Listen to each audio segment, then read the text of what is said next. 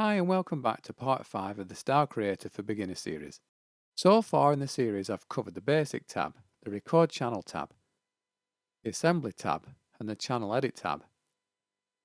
The last tab available to us in Style Creator at time of recording is the SFF Edit tab, with SFF standing for Style File Format, although that's not necessarily too important to know or to remember. I've split this section up into several different videos because there's a lot to take in, and I've tried to simplify each part the best that I can to make it easier to understand, with this first video being the introduction to the SFF edit section. Quite often we create a style within Style Creator and everything seems to be going pretty well.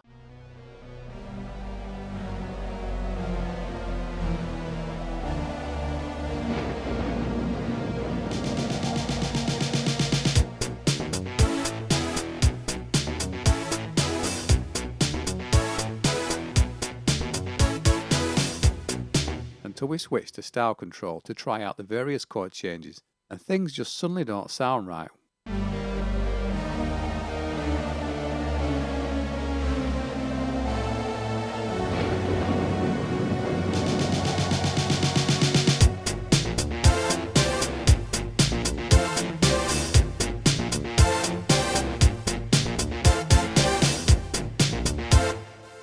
Chords going lower instead of higher, melodies playing with missing notes, and various sections of the style playing in a different key.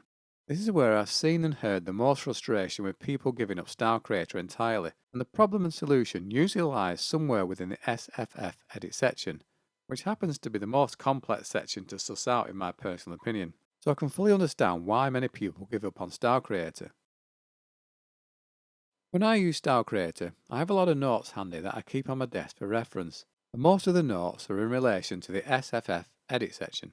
I think it's important to understand that creating a fully functioning style isn't an easy task for many, and I'd say for many, don't expect it to sound as professional as the installed onboard styles, because Yamaha aren't using Style Creator to create those styles you play, and I'm pretty sure there's a whole team of dedicated professionals involved in creating them. But for us users, Style Creator gives us the opportunity to put our own styles together, and it really is a great function to have. It just needs a bit of time spent on learning how to use it properly. And I'm hoping that if you're one of those who have given up with Style Creator because it seemed too confusing and frustrating to use, you may see things in a more positive light after watching part 5 of this series. Once you understand some basic rules, it can often make the unbearable bearable. I'm going to try my best to make the videos as easy to understand as possible, with some nice and easy examples to watch. Just please understand though that I can't cover every single scenario because everyone creates different music, which in turn creates completely different setups. So sometimes you really do have to just experiment and play around. But knowing some of the basics is the first step. It's definitely easier to understand if you have a good knowledge of music theory and you're able to play proficiently and have a good understanding of programming the Genos. But I only have very basic skills in all 3 of those areas and I'm still able to have fun constructing basic styles. So don't let things put you off. Just take things one step at a time and enjoy the process. So let's start right back at the beginning. Style Creator lets us create our own original style, either from complete scratch when we press Initialize Style, or by using the Assembly tab to pretty much copy and paste parts from other styles, or a combo of both. For this beginner series, I'll be focusing on just creating our own styles from scratch, so there's no audio parts and no copying or pasting parts from other styles. Just purely creating a style from scratch because that's where a lot of us seems to have the most issues. By the way, the Genos reference manual has quite a bit of information about Style Creator but can be a little confusing at times. But once you've a better understanding of how things work, reread the manual and it should make a lot more sense. Anyway, when we initialize a style, Style Creator resets a whole bunch of parameters to various default settings. We can change things like tempo, time signatures, pattern length and so on. And if you've been following this series of videos from the beginning, that should all sound familiar to you hopefully. Once we've set our parameters, we can record to the various channels from within the recording section channel. The notes we record within this section becomes known as the source pattern. When we press play, we can hear everything playing nicely together, and at this point, all usually seems well.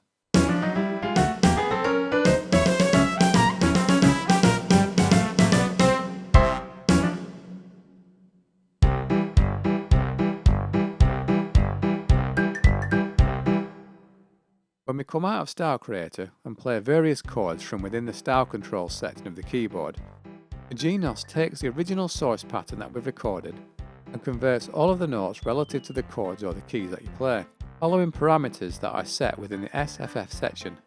Quite often, especially when new to Style Creator, you play through the various chord changes, but what you hear isn't quite what you might have expected to be hearing, and sometimes it's crazily way off.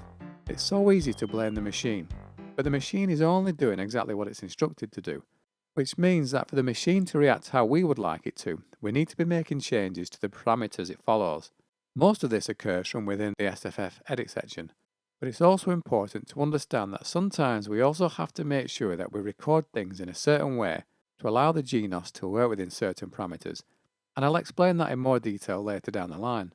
I think it's always nice to see things in practice, so I'll create a really simple style and I'll show you what I mean by things not always working out as expected. So the first thing I'll do is start a style from scratch by initializing a style. I'll not make any changes to the default settings to make it easier to follow. For this style, all I'm going to be using is the phrase 1 channel, and I'm going to record a simple piano arpeggio.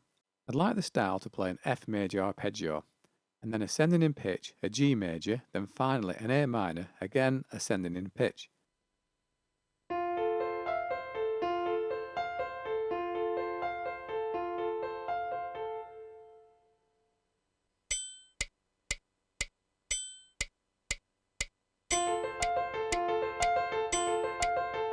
So this is a really simple style, and what you can hear is a complete source pattern.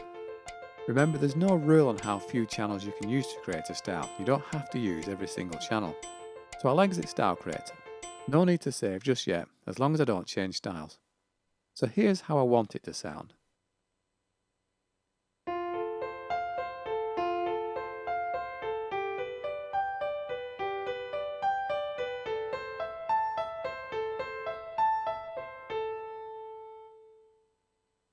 But when I press the F major chord in Style Control, it's not playing back how I expected.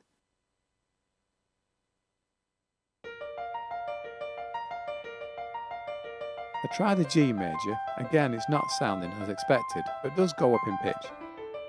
And finally the A minor, not only does it not play as expected, it's also descending in pitch.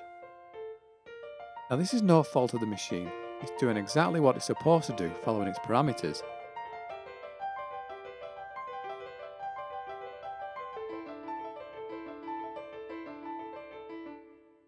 What has gone wrong here is a couple of things. 1. There's actually a different way I should have recorded this.